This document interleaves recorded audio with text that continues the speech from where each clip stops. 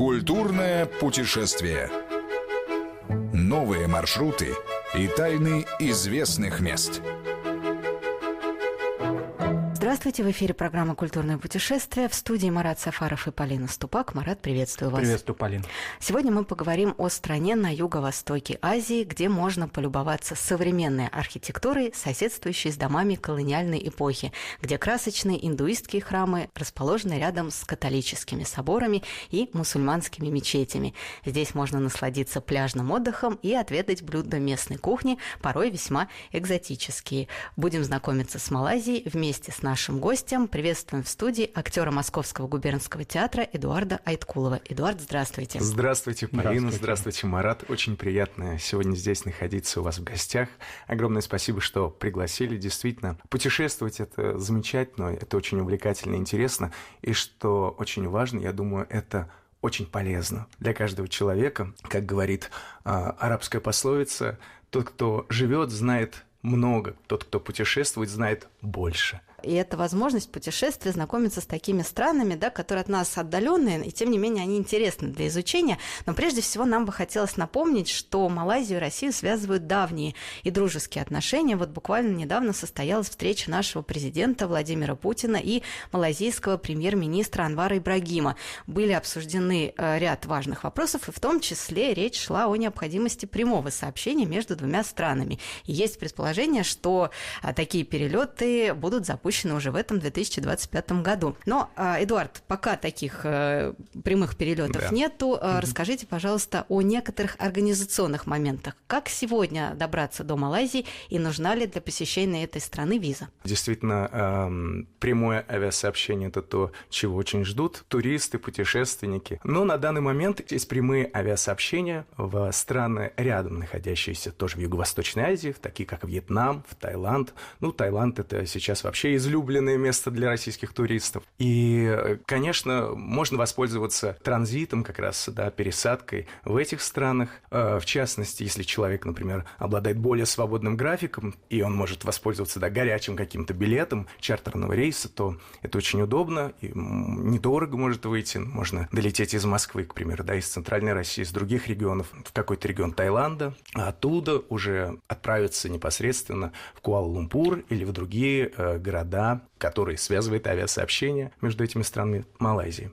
Но у вас было другое путешествие, гораздо более сложное и более интересное, скажем так. Расскажите, пожалуйста, о нем. Наше путешествие действительно было очень увлекательное, мы его разрабатывали какой-то период. Из Москвы мы через Баку отправились в Индию. Это, конечно, отдельный мир, это отдельная программа должна быть посвящена теме Индии. Там мы познакомились с Тадж-Махалом, познакомились немного с Дели. Из Дели мы отправились в Сингапур и далее непосредственно в Малайзию, сначала на остров Лангкави, а далее в столицу Малайзии, в Куала-Лумпур. Очень важный такой интересный момент, что все эти направления, которые я сейчас назвал, это Азербайджан, Индия, Сингапур и Малайзия, практически все они безвизовые, кроме Индии. Но в Индию получить визу несложно. Это можно сделать онлайн непосредственно на сайте специального визового центра. Стоит эта виза тоже не очень дорого, собственно говоря. И Сингапур мы тоже можем посетить без визы. Я думаю, эта информация будет полезна для наших туристов, кто еще не знал, потому что, в принципе, Сингапур для россиян – это визовая страна. Но есть такой нюанс, что если соблюдать правила транзита, то мы можем посещать Сингапур до 96 часов без визы. То есть можно из аэропорта выйти, немножко погулять, обратно вернуться? Ну, это несколько дней можно гулять. Но, учитывая цены в Сингапуре, мне кажется, 96 часов нам с головой хватит. Сама система транзита в данном случае действует, если мы летим из одной страны через Сингапур в третью страну. То есть есть билет, соответственно, да? Есть рейс билет, на следующую поездку в следующую страну. Но здесь такой еще важный момент. Нас не хотели в Индии сажать на рейс. Нам пришлось доказывать, поскольку они не знали, они сомневались, они куда-то звонили, они говорили, что вы не можете быть транзитом столько дней. И только после того, как мы показали им официальный сайт, именно сингапурский, где было указано, что граждане стран СНГ имеют право посещать Сингапур транзитом в 96 часов, только после этой нервотрепочки некоторые нас посадили на рейс, и мы отправились долгожданно изучать Сингапур. Но сегодня программа не про Сингапур все-таки, а про Малайзию. Прекрасную, удивительную, гостеприимную Малайзию. Как говорят в Малайзии, саламат датанг, добро пожаловать. И первой нашей точкой посещения это был замечательный курорт, остров Лангкави. Мы, знаете, такое первое сразу впечатление, когда ты приземляешься. Это живописные виды, которые ты видел, раньше в рекламе известной шоколадки. Это потрясающие картины, и ты приземляешься, собственно, в аэропорту, небольшой такой аэропорт, где очень любезно тебя встречают, ты показываешь документы. Да, вот мы не упомянули о том, что в Малайзию нам виза не нужна, но непосредственно перед посещением Малайзии нам необходимо онлайн заполнить форму специальную. Это делается бесплатно абсолютно, но это нужно делать не впритык по времени, хотя бы за сутки. И уже прилетая в Малайзию, никаких проблем после этого не возникает. Предоставляем паспорт, нам ставят печать, и саламат датанг. А вот это все-таки путешествие какого времени года было, с учетом того, что многие наши слушатели, наши туристы все-таки выбирают страны Юго-Восточной Азии сообразно, каким-то климатическим их особенностям, да, потому что, понятно, для кого-то влажный такой климат Индийского океана и прочее, он, допустим, достаточно трудным является для посещения, но при этом мы не очень хорошо, честно говоря, ориентируемся. Когда сезон дождей. Когда сезон дождей, да, может быть, это звучит романтически, но, с другой стороны, это практически круглосуточное пребывание на территории отеля тоже не всех устраивает. Вот ваше путешествие в какое время года было, и что бы вы порекомендовали с точки зрения поездки человека, так скажем, со средним уровнем здоровья, да, который не имеет каких-то особых проблем по здоровью, но в то же время все-таки хотелось бы, чтобы это было действительно путешествием. Наше путешествие было в летний период, в июле. В театре, как принято, мы не можем выбирать особо, когда хотим отдыхать, и нам дают отпуск в июле месяце, и мы отправились в это путешествие. Замечательно. Климат, безусловно, в Юго-Восточной Азии он очень отличается от нашего. Там нет суровых зим. В то же время там, есть свои особенности, связанные с влажностью. Но в целом, мне кажется, климат там более, умеренный, что ли, комфортный. И даже дожди, по-актерски говоря, дожди переносятся там более просто, чем у нас. То есть это не так затяжной дождик, как у нас осенью, и нужно дома, у окна романтично сидеть и мечтать. А там можно чуть-чуть подождать, часок-другой. Иногда, может быть, и затянется эта история, но тем не менее. Мы были в июле, дождей особо не было. Жарко было, да, но такой безумной жары, как, например, в Дубае бывает в июле, очень далеко до нее, к Куала-Лумпуру, и в этом смысле было очень комфортно. Также и в городах, то есть это не касается только такого пляжного туризма, да. Вот что касается пляжного отдыха. Малайзия – страна, которая, конечно, за последнее время очень активно развивает свое туристическое направление. Полина напомнила о нынешнем премьер-министре этой страны Анваре Ибрагиме, встречавшемся с нашим президентом Владимиром Владимировичем Путиным. Но мы также вспомним и Махатхира Мохаммада, который возглавлял правительство Малайзии в общей сложности 24 года. И, собственно говоря, его считают автором, отцом экономического чуда, который превратил, в общем-то, достаточно такую малоизвестную для мира страну, сырьевую страну, в передового экспортера высокотехнологичной продукции, вообще в одного из таких тигров, Юго-Восточной Азии. И, конечно, и не только Юго-Восточной Азии, а и в глобальной политике Малайзия занимает огромное место. И в том числе эта диверсификация экономики, направление на туризм. Я к чему такую большую исторический такой экскурс делаю? К тому, что пляжный отдых, туризм, доступность по ценам, эти нюансы, которые касаются того, что мы назвали Таиланд, мы назвали другие страны уже очевидные, проторенные, и Вьетнам с Лаосом, кстати говоря, туда же уже подтягиваются. А Малайзия – страна для пляжного отдыха, для морского отдыха. Насколько она по инфраструктуре, а самое главное, по ценообразованию доступна нам, учитывая такие достаточно сложные логистические цепочки перелета. Сразу отмечу, что по моим наблюдениям перелеты непосредственно на территории Юго-Восточной Азии, они, в принципе, достаточно экономичные.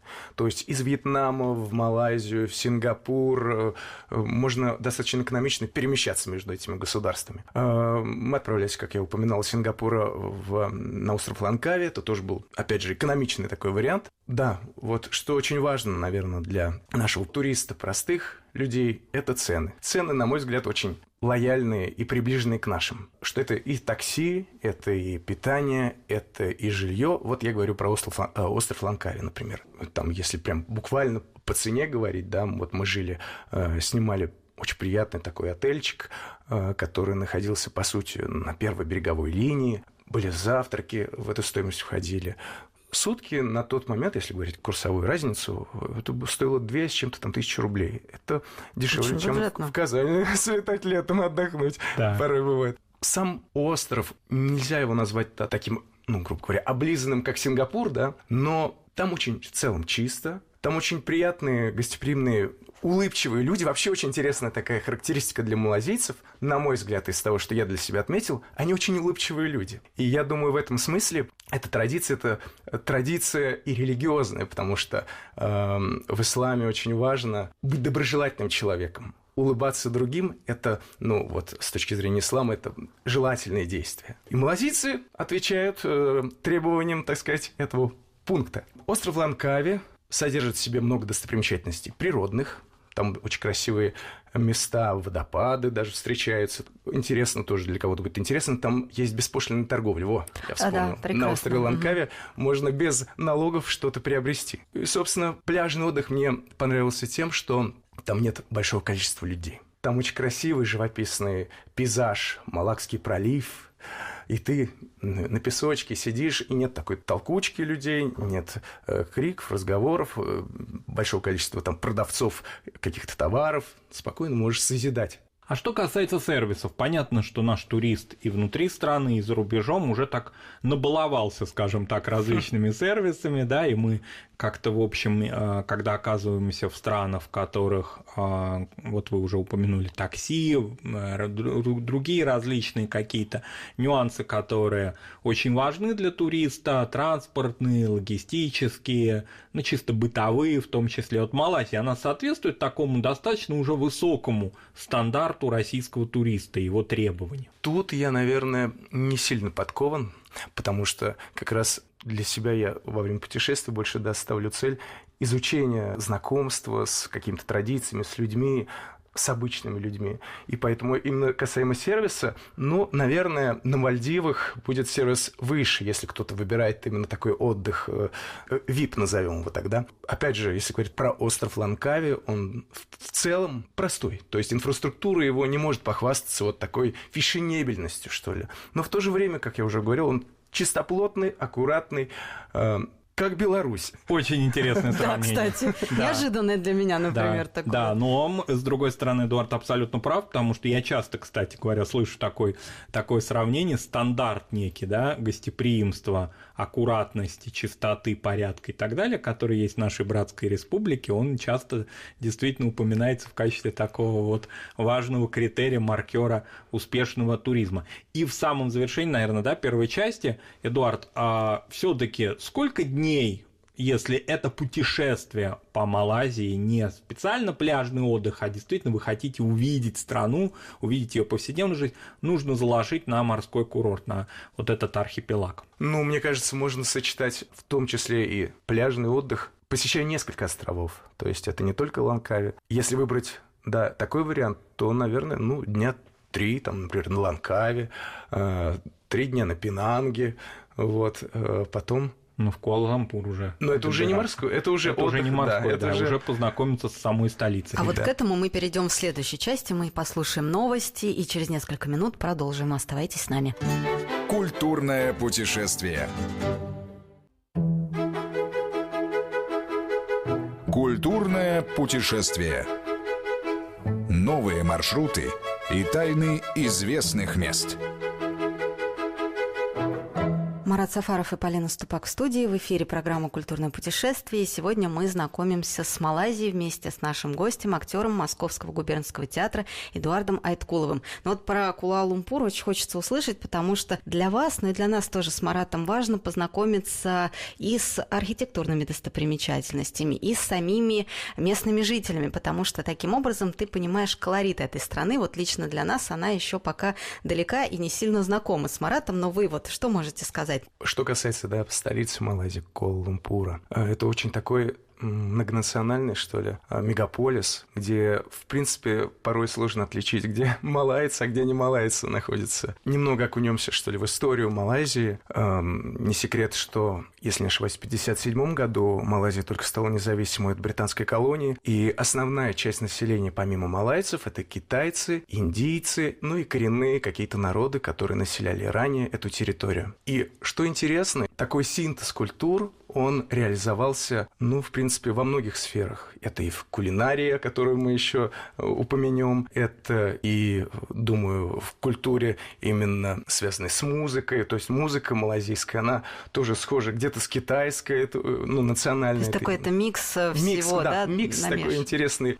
И это придает особенность, что ли, этой территории, именно Малайзии, это ее фишка. В то же время, как мне кажется, вот и говоря про Куала-Лумпур, этот микс, он позволяет людям быть теплыми друг к другу. Это прекрасно, когда люди разных национальностей, разных вероисповеданий живут в мире, заботятся друг о друге, общаются друг с другом не потому, что они вынуждены, а потому, что они друзья. Атмосфера в этом смысле мне очень понравилась в Малайзии в целом и непосредственно в самой столице такой, мультигород. Мультигород, но в то же время, несмотря на наличие разных общин, и вот то, что о китайцах всегда говорят, да, что они не только смешались с малайцами, но и являются в то же время очень важной такой частью самодостаточной, да, малайской культуры и китайские традиции, кухни китайской отдельно особняком и так далее, она существует и развивается. В то же время Малайзия, безусловно, это мусульманское государство.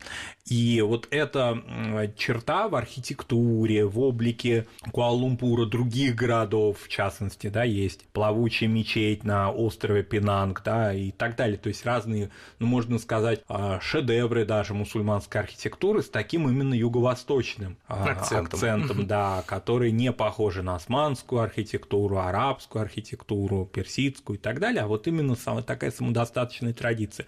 А ислам в жизни Малайзии и в повседневной жизни, и в архитектуре, в облике городов. Ислам является неотъемлемой составляющей малазийцев, самой Малайзии. Насколько я знаю, это реализовывается в том числе и на законодательном уровне. Что касается достопримечательностей, то, как ни парадоксально, но самая старая мечеть Малайзии, она была построена только в XIX веке. Вот на данный момент она существует, вернее, не в Малайзии, в Куала-Лумпуре самая старая мечеть. Называется она мечеть Джамек. Сейчас ее еще называют мечетью Масджид Султана Абдулла Самада. И архитектором является не малазиец, архитектором является Артур Хабек. Построена она в 1909 году у места слияния двух рек Кланг и Гомбак. Также одной из главных достопримечательностей Куала-Лумпура является замечательный комплекс национальной мечети Нигара. Она вмещает в себя около 15 тысяч прихожан. Там очень много, конечно, туристов. Вход в мечети открыт не только мусульманам, но и всем желающим. Людей знакомят с малазийским, скажем так, исламом. Вспоминаю опять же про кухню. Вот ведь часто посещая Юго-Восточную Азию, например, да, там Вьетнам, для нашего, в том числе обывателя, да, это что-то вот бывает кухня непривычно. Да, мягко так говоря, да, экзотично. В этом смысле Малайзия, наверное, для нас такой оптимальный, наверное, вариант. Почему? Потому что малазийцы, мусульмане, соответственно, они действуют в соответствии, питаются в том числе в соответствии с исламом, то есть халяльной пищей. Если говорить на более таким умным, что ли, языком, малазийцы, они мусульмане суннитского толка, шафитского мазхаба, это вот у нас в России, например, чеченцы и другие представители кавказских народов. И они, конечно, не питаются тараканами, там, да, червячками. То есть это мясная пища. Мясная пища. Но, понимаете, этот мультимикс, Индия, Китай и, собственно, сами малайцы, это все смешалось и реализовалось как раз кулинарии. Вот если мы возьмем кулинарное такое, может быть, не путешествие, а хотя бы такую прогулку по Куала-Лумпуру, все-таки это вот действительно такие малайские заведения или глобальная китайская кухня все поглотила в прямом смысле этого слова? Можно найти какие-то специалитеты малайзийской кухни, может быть, даже без названия они нам сейчас ничего не скажут, а именно что касается такой рецептуры, поскольку действительно страна преимущественно мусульманская, это мясная кухня, это говядина прежде всего, да, то есть это все, что нам привычно. Вот куда можно зайти, чтобы кому-то действительно интересна экзотика, но все-таки из откликов туристов, которые посещают Юго-Восточную Азию, очень многие после первого-второго дня отправляются в сетевые, значит, обычные кафе и заведения, в рестораны, глобальных сетей, потому что они все-таки, мы в целом, да, не очень привычны к этому, и это не наша традиция. А вот в Малайзии как сделать так, чтобы это действительно было еще и кулинарным путешествием? Если упоминать именно про столицу, да, Куала-Лумпур, то, в принципе, если вдруг гостю надоест, так сказать, местная пища, то проблем нет. Мы там находили, например, узбекское заведение. Знаете, это очень интересно, где можно было, по-моему, и борщ купить, и чак-чак поесть, который включал в себя кухню постсоветского пространства. Но непосредственно малайская кухня, как я уже вот упоминал, это такой микс индийской, китайской и не только кухни, но в согласии с исламом. Там интересно есть такое блюдо, карри-пирожок называется. Похоже, да, татарский далеш, но это на малайский манер, да. В тесте внутри в специальную бумагу помещается, например, мясо или какая-то другая начинка в большом количестве разных специй, и все это готовится. Когда оно все испеклось, это тесто разрезается, соответственно, открывается, и внутри вас ждет пропитанное мясо, очень вкусное, сытное. Но это, опять же, не чисто малайзийская кухня. Вот я тоже хотел отметить, что так или иначе какой-то процент блюд, он созвучен у разных народов. Например, мы пробовали самосу. В принципе, это самса, но с разными начинками. И маленькая такая, знаете, мини-самса. Морепродукты. Морская держава, океаническая даже можно в чем-то сказать. Морепродукты. Все-таки они, во-первых, я все в сторону ценообразования намекаю, они доступны для туриста со средним доходом, да, если это все-таки эконом, так скажем, тур, да, бюджетный. И вообще, вот насколько они разнообразны, продукты, блюда из морепродуктов, из рыбы. Возможность насладиться морепродуктами у гостей Малайзии есть, и с ценовой точки зрения, например, для нас стоимость этих продуктов, она вполне терпимая, не могу сказать, что очень дешевая, да, но тем не менее. И что самое прекрасное, конечно, это все свежее, можно попробовать насладиться вкусом свежевыловленных рыбы. Только что малайзийские рыбаки ее непосредственно выловили. Поплавал и пошел кушать. Да, ну и, конечно, о специях. Понятно, что кухня индонезийская, сингапурская, кухня Малайзии при всем миксе — это, конечно же, особые специи, которые многие, кстати говоря, приобретают в подарок и везут к себе домой. Вот эта тема, такая нотка специй из Малайзии. Ну, знаете, опять же, здесь произошел такой микс культуры. Для нас, для многих непривычно, да, острые блюда. Мы на old spice говорим, да. Но в Малайзии, по-моему, такой проблемы особо нет. То есть есть и острые блюда для тех, кто любит. Но если тебе говорят, что блюдо не острое, то вполне во многих случаях ты можешь доверять этому. Хотя бывают исключения. Например, ну это в Индии у нас было, знаете, попробовали. Вроде не острый, действительно. Прошло несколько секунд, и вкус раскрылся. И можно было таким, знаете, огнем немного дышать.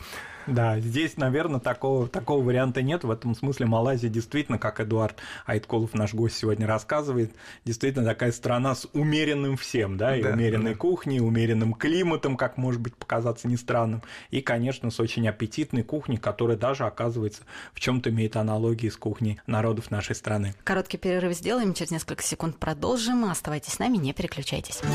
Культурное путешествие.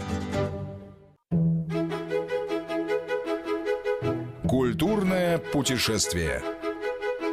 Новые маршруты и тайны известных мест.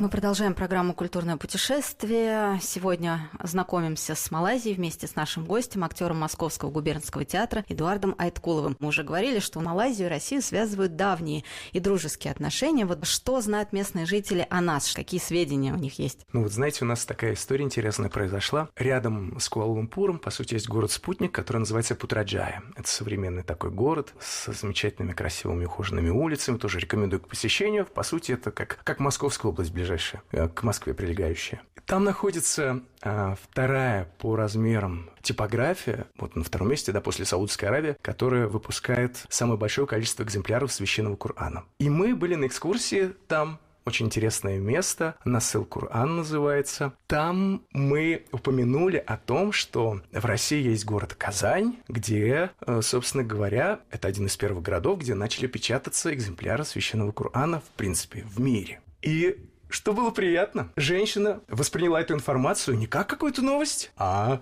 Казань, она знала, что такое Казань. Нам сказали о том, что они скоро собираются выпускать тафсир, то есть перевод смыслов Корана на русский язык тоже. Там целое такое интересное производство, это так все увлекательно, интересно, красиво. Я думаю, будет интересно представителям совершенно разных конфессий. И тоже, как всегда, было прекрасное малайское гостеприимство. Нас с такой любовью и теплом встретили. Вот это... Знаете, что я хочу сказать про еще Малайзию? Такая отличительная черта. Люди простые в общении. То есть они не пытаются тебе каких-то бесконечных замечаний делать. А это, Эдуард, не связано ли с тем, что Малайзия пока на сегодняшний момент, мы очень рады за ее туристический потенциал и перспективы, но все-таки она еще не совсем туристическая, потому что вот этот фактор массового туризма, он, конечно, мы знаем это по странам, не будем на них показывать пальцами, которые потеряли свое восточное гостеприимство именно из-за того, что вот этот массовый поток туризма, да, он стал уже и приносить колоссальный доход, конечно, странам, но тем не менее и вот эту выветрил известную азиатскую, восточную традицию встречи гостей. Вы знаете, мне кажется, что Малайзия, она все-таки туристическая. Туристическая не в таком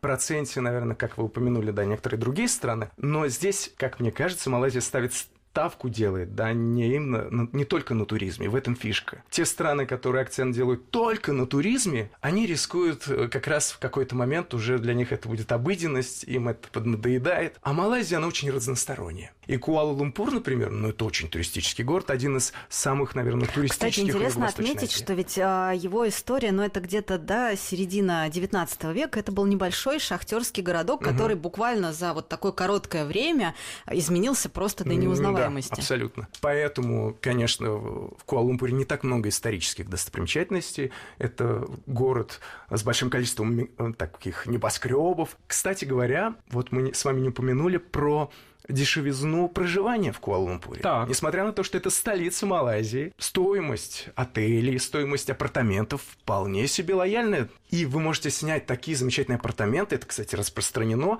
когда ты живешь там на определенном этаже, а на этаже ниже, на сколько-то этажей ниже, либо на крыше тебя может ждать какой-то фитнес или какой-то бассейн, и при этом ты чувствуешь себя очень богатым человеком, потому что такие цены доступные, для простого актера Московского губернского театра. А простому актеру Московского губернского театра было ли интересно, или, может быть, в каких-то беседах с малазийцами тема русского языка, русской культуры? Может быть, кто-то бывал в нашей стране? Я к чему говорю? Мы, готовясь к эфиру, с Полиной нашли замечательную цитату, которая принадлежит крупнейшему писателю Малайзии, патриарху малазийской литературы Абдул-Самаду Саиду. Цитата, просто очень комплиментарная, нам она очень понравилась.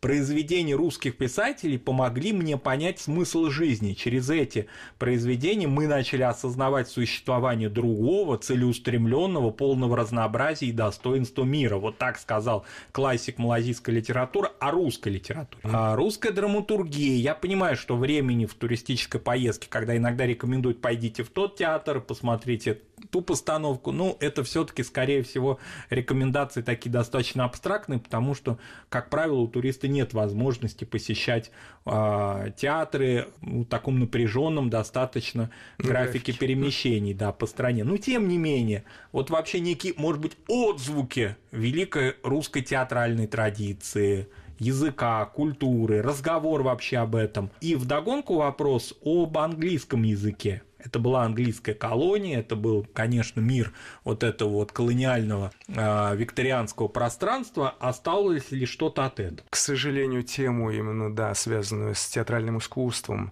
в Малайзии, не могу похвастаться, что я для себя их, раскрыл как-то широко. Театры, они очень сильно отличаются, но это несколько иная тема. Что касается языка, английский язык по-прежнему в Малайзии распространен. В принципе, наверное, практически все или даже все малайзийцы, владеют английским языком. Кроме того, безусловно, очень развиты и используются вокруг языки, такие как китайский, хинди, индийский язык, языки местных народов. Но такой интересный момент, я обратил на него внимание. В малазийском языке я встречал арабские слова, которые используются и в татарском языке. Например, там слово есть информация. В татарском языке оно звучит как «маглюмат». в малайском языке маклюмат. Похоже, действительно. Да, ну и поэтому это приятно видеть знакомые слова в другом. И вывод еще какой, да? Они владеют многими языками. Чем больше языков мы знаем, чем больше мы хотим познать культуру, другого народа, тем мы для себя больше пространства открываем. Интеллектуального, духовного. И это очень здорово. А с точки зрения доступности, вот мы говорили о сервисах, навигация.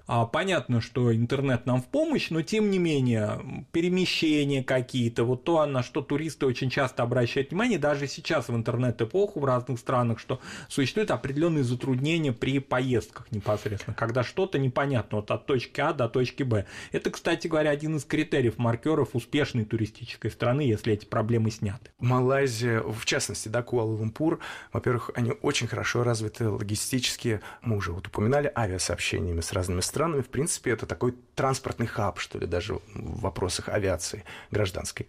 Что касается автобусов, кстати, до недавнего времени в столице Малайзии присутствовали бесплатные автобусы для туристов. То есть были несколько маршрутов, если не ошибаюсь, 6, которые были бесплатными. Но сейчас они, к сожалению, для туристов стали, правда, немного, но все-таки стоить. А что касается местных жителей, для них они остались бесплатными. Но это не про все маршруты речь. Маршрутов в городе много. Приложения, да, действительно, навигации проблем нет. Монорельс, метро, автобусы, самолеты, все это активно развито. И в завершении нашей очень интересной беседы сегодняшней, может быть, пару советов нашим соотечественникам, которые впервые отправятся в Малайзию. Конечно, обязательно посетите в Куала-Лумпуре какую-то высокую точку. Ну, например, либо башню Петронас, либо телебашню Куала-Лумпур Тауэр. И, конечно, оттуда открывается потрясающий вид на сам город, и можно познакомиться с малайзийской столицей с высоты птичьего полета. Конечно, рекомендую посетить малайзийские мечети, съездить в город Путраджая, там очень красивая Путра мечеть находится, и через эти посещения также познакомиться с малайзийской культурой, малайзийским исламом. Это очень интересно, это их именно фишка, их отличительная черта. Безусловно, стоит попробовать малайзийскую кухню, отведать ее, ну и по возможности завести разговор с местными жителями, насколько возможно, а они общительные люди,